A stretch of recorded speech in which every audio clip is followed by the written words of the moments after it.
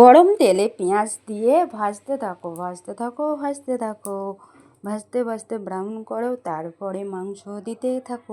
থাকো তারপর মাংসগুলো ভালো করে ভাজতে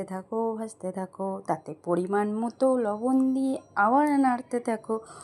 এইবার ভাজতে ভাজতে ভাজতে ব্রাউন হয়ে গেলে তাতে এবার আমি দিয়ে দেবো হলুদের গুঁড়ো, লঙ্কার গুঁড়ো, তারপর দেব জিরের গুঁড়ো, তারপরে দেব ধনিয়ার গুঁড়ো, তারপরে দেব আদার পেস্ট, তারপর দেব রসুনের পেস্ট। আবার এটাকে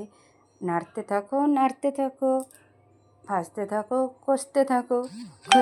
কষতে যখন এইটা একদম ভালোভাবে কষা হয়ে যাবে তখন এবার এর ওপর দিয়ে দাও ধনিয়া পাতা, আর দিয়ে দাও পরিমাণ মতো পানি দিয়ে ফুটে উঠলে আমার চিকেন কষা রেডি।